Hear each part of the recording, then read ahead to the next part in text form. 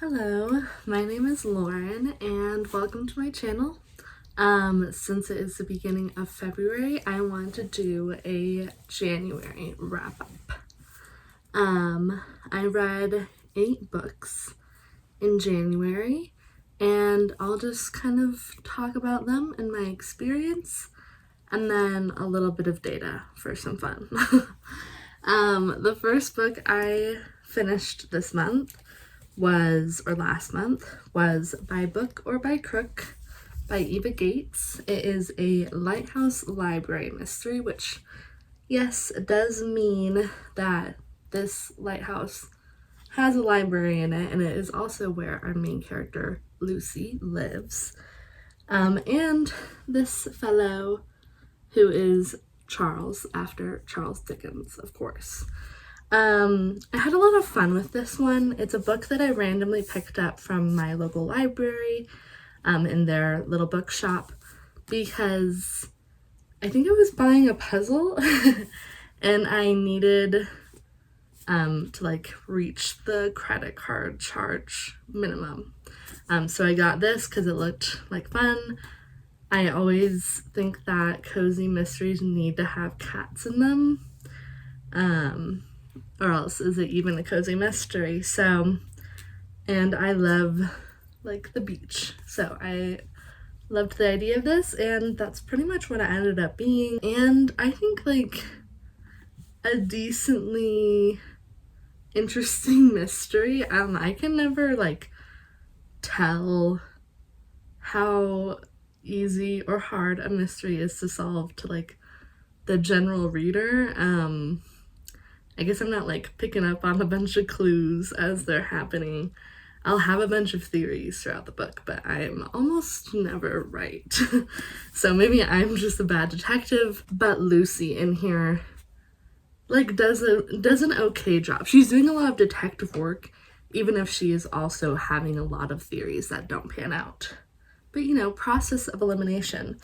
Anyway, it's a series. I'm going to continue with it. There's a little like love triangle going on in here, so I have my opinion on which way it should go. I'm excited to see what actually happens and how Lucy's life as the assistant librarian keeps working out. So, very fun read. Oh, for rankings or ratings, I now don't give books a number rating because my feelings about them are a little too esoteric for me to feel that I can put into numbers. So instead I'm rating them on how much I want to own them. Since I bought this before I read it, it is hard to rate within that system, but I'm going to keep it. The next book that I finished, which is the only one I forgot to look up the cover of. Okay, so books that I don't physically have, which are mainly ones that I read via audiobook, I will just have pictures of. So this is Love, Life, and the List by Casey West. And if you couldn't tell by the picture, it is a YA book. It's like contemporary YA. There's a little bit of like romance, a little bit of coming of age, a little bit of, you know, like family issues in there. Basically this girl in here, her name is Abby. She is trying to get into a like prodigious art fellowship program, but it will help her application if she has shown her work in a professional show. And she actually works at a museum that does amateur showings, however, not for minors, and she is like 17. So she is not allowed. She gets her boss to agree to look at her paintings, but he says no, they have no heart. And the list from the title is her trying to fulfill like a different series of life experiences to get heart to put into her paintings. I mean, as we learn throughout the book, she does definitely have like eye-opening and world-expanding experiences, but also she had plenty to draw on in her life with her like unrequited feelings and her like issues at home with a mom who has agoraphobia. She had things to draw on, but she wasn't really connecting herself to her work. And throughout the book, she kind of learns to, as well as like making new friends and like just expanding her worldview. It was like pretty decent. I'm finding, of course, as I get older, that YA is less and less appealing for me. But I do have a long list of like recommendations that I am still gonna keep working my way through until I get to the point where it just doesn't seem like it's for me at all. This, if someone was like me and is still down to read YA, I would not recommend this one specifically. Like, I think it would be pretty decent for teenagers themselves, but for an adult, it's just fine. Which is fine because that's not the intended audience. On my like new ranking system, this would be the I do not want to own tier, which doesn't mean it was a terrible book, doesn't even mean that I didn't like it, just means I have no interest in rereading it or owning it for any sort of like personal nostalgic like reasons. And yeah, I just don't want to own it. Next book that I finished was A Pirate's Life for Tea, which is by Rebecca Thorne and is the second in the Tomes and Tea series. This series is I would say a cozy queer romantasy about two characters, Keith and Raina, who are together, and they go on all these different adventures. Like, the guiding adventure for this book is a quest to find dragon eggs that were stolen, and it leads them to a river pirate and maybe even some more pirates other than that. They come across also like Bobby and Selena, or Serena, I can't remember which one, who are like, were childhood best friends and now are enemies. Serena/Selena is the pirate and Bobby is a constable, and so they both do not agree with the other's like career choices. Of course, they're on opposite sides of the law, but Keith and Raina can see that there is some tension lying underneath, and Bobby and Serena are both women, if that was not clear because I didn't say it. So Keith and Raina, Bobby and Serena, I think it's Serena, go through all these different adventures to try and get the dragon eggs, but also to try and like take down possibly this like corrupt politician who is leading to some starvation, which is what the pirating is trying to solve in the first place. Here's the cover. It's cute, but yeah, it's good. These books I also do not want to own, I don't think. If, like, I've liked them, but there are just some, like, plot issues. Like, I wouldn't say any, like, plot holes, but I just have a hard time when plots wrap up really quickly. And I keep thinking that these books are going to have different overarching plots from like throughout the series. To me, it makes a little more sense, or I guess what I'm more used to in a fantasy series is we get the exposition and character, like get to know the characters in the first book, and we find out the overarching arc of everything, and in each book they get a little closer to that. I guess in cozy fantasy it may be a little different, and so to keep it a series, the main thing that we're focusing on is Keith and Raina's relationship development. I guess that's our overarching plot. I don't know if that's just a quirk of the genre or a quirk of these books, but it's not my favorite. The next book, which to me counts as a book, is the little like one shot at the end of A Pirate's Life for Tea, which is called The Game, and it's pretty different from the book itself, because it's basically like a smutty one shot all about the lead up to Keith and Raina's anniversary. So it was fun, but it was not adventure oriented at all. Let me see what is next. The next I do have physically here is The Chimp Paradox by Dr. Steve Peters. This book, it's like a nonfiction self-help psychology book, where like the prevailing theory, the chimp paradox itself, is that in our brain, like there are multiple parts of our brain, which is true. But he names these different parts based off of like their functions. And the chimp's function is to protect you and to react and not to think.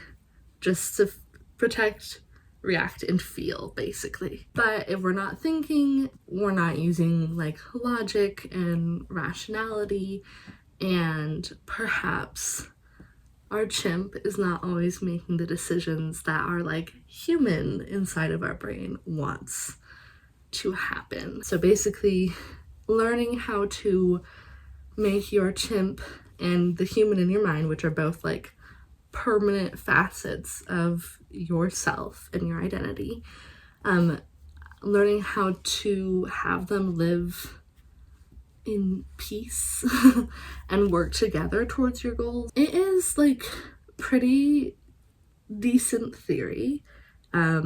There weren't any like glaring parts where I was like, no, that straight up is wrong.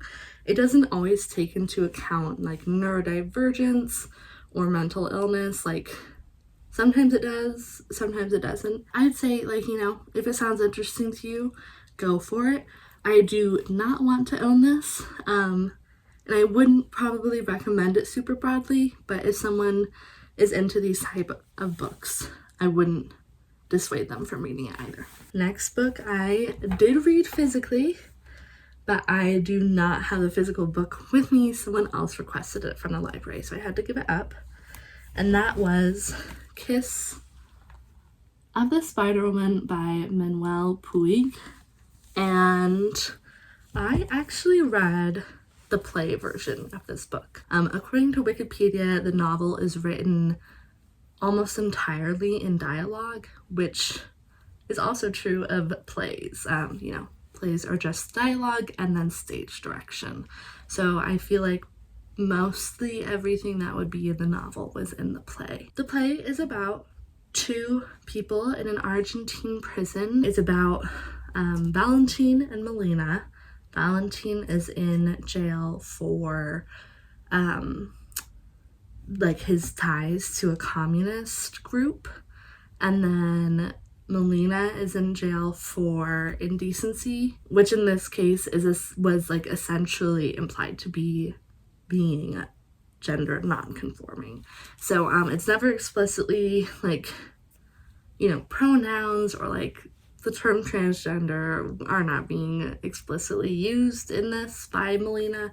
However, Melina does say like that they are a man or they want to be seen as a woman. So whether that's being like non-binary or being a trans woman, the book doesn't go into like really big detail.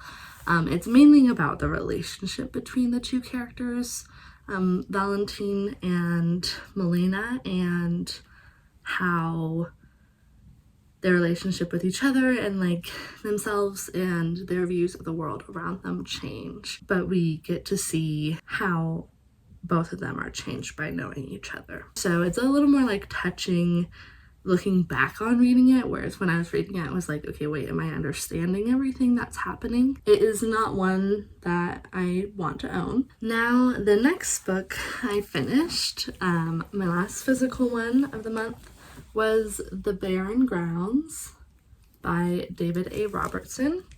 It is, like, this was on my Indigenous TBR. I have an Indigenous TBR because I am Indigenous. I am Turtle Mountain Ojibwe and Oglala Lakota, if anyone wanted to know. So any books I have that are by Indigenous authors, basically, that were on my other TBRs, I have made one of their own so that I can make sure to get to them quicker, because that is just a priority of mine. It is a much shorter list than the others, so I am always looking out for Indigenous book recommendations, not only from like North America, like myself, or David A. Robertson, who is part of the Norway House Cree Nation. Had to double check his bio to get that right. But also from anywhere in the world. I have multiple different indigeneities represented on that list, but I do want more. Anyway, this book is a middle grade fantasy. This follows Morgan and Eli, who are both foster kids placed in the same household at the time. They're both, like having a difficult time. Morgan feels abandoned by her mother. Eli feels taken away from his father and his family and his entire life that he knew, whereas Morgan doesn't feel like she has had any life that was actually hers. So they're both going through a pretty rough time at the beginning of this book, and then they discover this other world. The other world that they find themselves in is Uski. I'm gonna do my absolute best with these pronunciations. But this is the Misewa saga, and that is the kind of region or village that they find themselves in, where they found Ochek, who is a fisher, which is a type of weasel that eats fish, and then Arik, who is a squirrel. And the four of them go on a adventure quest to find a man, a human man, who has stolen the birds who hold springtime, who carry springtime. Because of that, everywhere where this man is not is in a perpetual winter. So they are going to find these birds so that they can bring back the green time.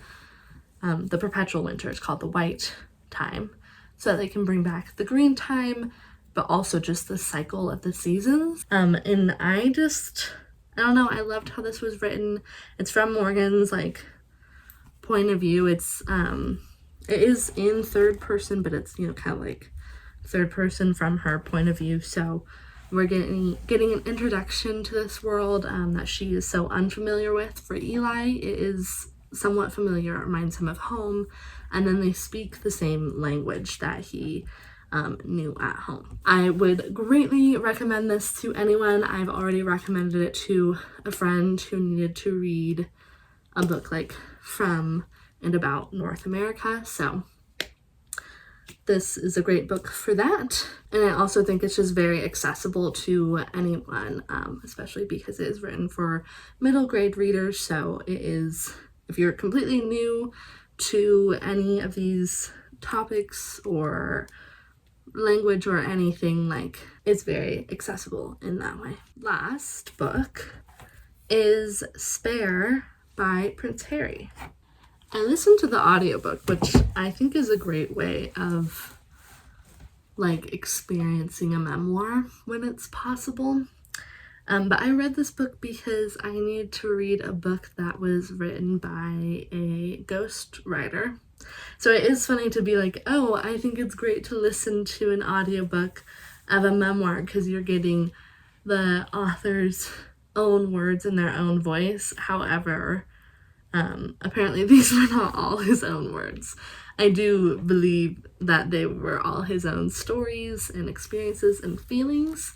But you know, not everyone has the time or desire or maybe like technical skill to write such a long, detailed story about even their own lives, and so I'm sure that's why he used a ghostwriter. Was a good experience, not exactly an eye-opening experience. Like, there were definitely things I had not known about, like many things that I had not known about, but nothing that truly like surprised me, which I wasn't looking to be surprised. I'm not like a royal expert by any means. If you are interested in learning about Prince Harry's life up to this point, or you need a book that was written by a ghostwriter, I'd say go for it. I do not want to own this book though. So, I literally forgot to say that for this one. If you can't tell by the way I was like raving about it, the top tier of my new system is I would buy this secondhand tomorrow, even though I have no room for it. And now time for some data. It just so happened that I read 4 books physically and 4 via audiobook. I would like my physical books to be a little bit higher. I am not setting aside that much time to physically read, but I would like to. Then for years or decades that they were published in, 4 books were from the 2020s, 3 were from the 2010s, and then 1 was from the 1990s. And then for genres, I read at least 1 book in each of these genres for the month. In contemporary, mystery, YA, fantasy, LGBTQIA, romance, short stories, nonfiction, psychology, self-help, play, middle grade, and memoir. Most of those were only 1 book. The books that had 2 were LGBTQIA, romance, and nonfiction, and the only genre that I read 3 books in this month was fantasy, which is always a little surprising when fantasy is so high for me, because I don't think of myself as such a fantasy reader, but it's more that I don't read like high fantasy. That's fun and interesting for me. And then the last thing I wanted to do this month was show you my monthly spread, my like cover page for my book journal for January. There it is.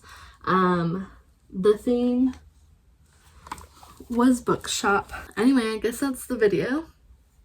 Thanks for watching. Let me know if you have any recommendations for Indigenous books for me, or if you've read any of these 8 books that I also read and what your thoughts were on them. And also let me know how your January was. It felt like 3 months, really long. I hope you enjoyed, and I hope to see you soon.